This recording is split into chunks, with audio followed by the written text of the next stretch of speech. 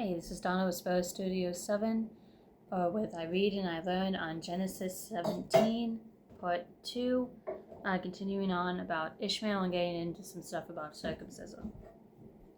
So, I'm going to reread a little bit of what I read last time just to give us some backstory. At age 13, Ishmael was circumcised and witnessed to God's covenant with Abraham.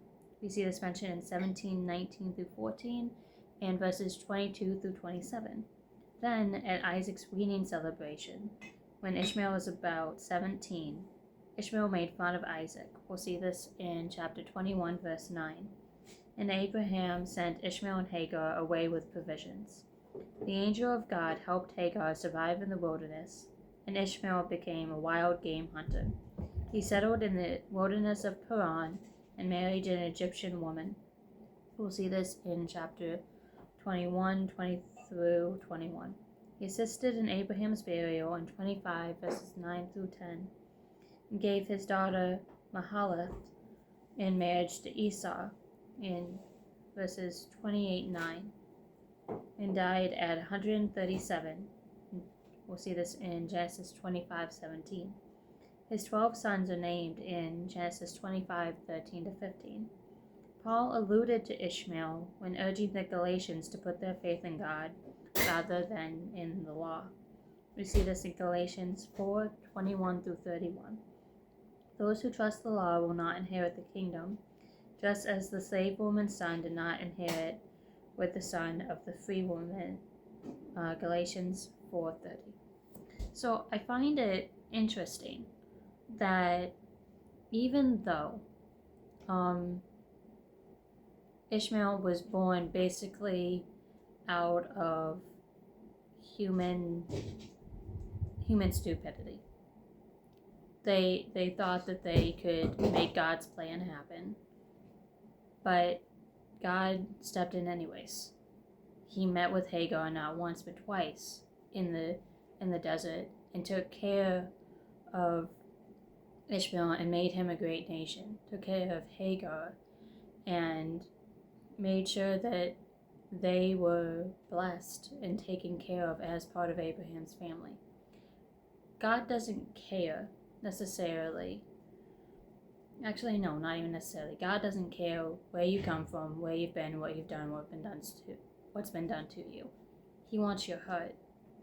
And in these moments, Hagar and Ishmael honored him and were trying to look out for themselves and their family, and Abraham's desire was for them to become great, and so that's why a big part of why God blessed them. It's also a good transition over to circumcision, because that is how Abraham taught Ishmael to honor God. So I'm going to read what my Bible has about circumcision now. Circumcision, the removal of the male foreskin, was practiced by some cultures in the ancient world. We see it in Jeremiah 20:25 through 26. God chose circumcision as the sign of a covenant that focuses on descendants. God had promised to make Abraham and his descendants into a great nation.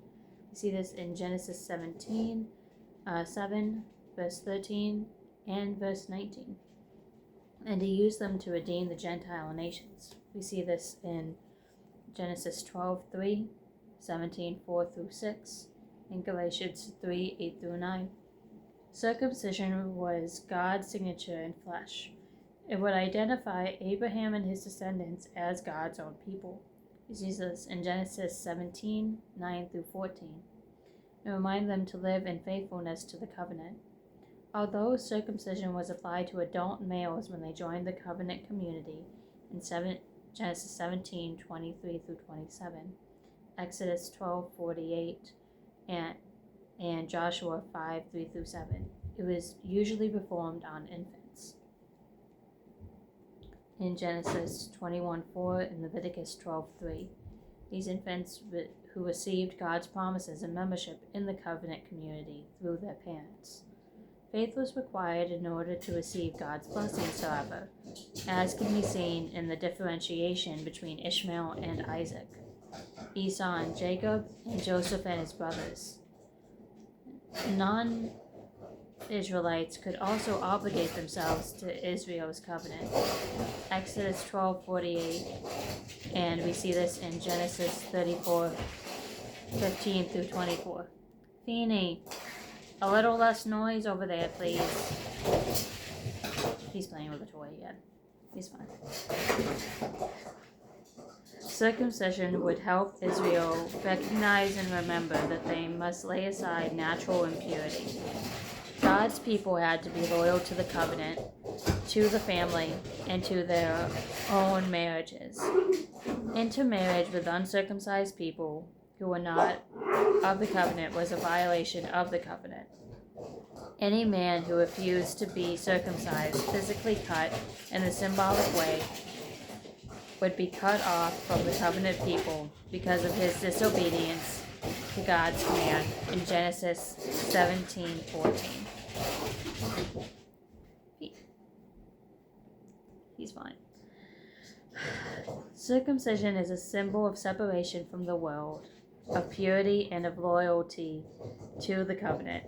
It provides the powerful metaphor of circumcision of the heart, which designates a heart that is committed to God and is inwardly set apart to God, rather than being stubbornly resistant.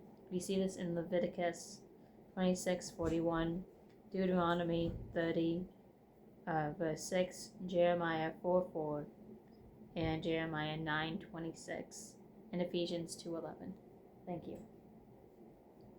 Circumcision of the heart evidences salvation and fellowship with God. We see this in Ezekiel 18:31 through 32, 36:25 through 27, Romans 2:28 through 29, and Romans 4:11. When Jesus Christ established God's new covenant, he fulfilled the requirements of the old covenant. It is not necessary for Gentile believers to be circumcised, since they are incorporated into the people of God through faith in Christ. We'll see this confirmed in Acts 15:1 through 29, Romans 2:25 through 29, and Galatians 2:1 through 10. Chapter 16, verse 15. Yes, Beanie, thank you for that. Colossians 2:11 through 12. One must turn in confidence to God and his promises, lay aside natural strength and the customs of the world, and live a new life by faith. We see this in Jeremiah 31, verses 33 through 34, Romans 8, verses 1 through 17, and Galatians 5:16 through 6:10. Okay, so just going to touch on this briefly. In the New Testament, you'll see this in the verses that I mentioned here in Acts, and Romans, Galatians, and Colossians. There were Christians, Jewish Christians, who were trying to convince those who were Gentiles and were coming into the way of the Christian faith of the new church that they could not be Christians, that they did not receive Jesus' gift of salvation because they were not circumcised. And there was this whole to-do about it. And what eventually happened is that Paul and Peter met, and they made a decision for the entire church that they should not make it difficult for Gentiles to come to Jesus, and that the law of circumcision was for the Jews, and that there should be things like you shouldn't eat food given to idols, you shouldn't perform sexual immorality, as well as a couple of other tenets that you can read in those verses where Paul was like, and Peter both agreed as leaders of the new Christian church, as long as you don't do these things and you love Jesus, then you're saved. And it put a lot less stress on the Gentile believers, and that's why circumcision is so heavily attached to Jewish law. It's their heritage. I'll be back to talk about Sarah in just a moment. Thanks for listening.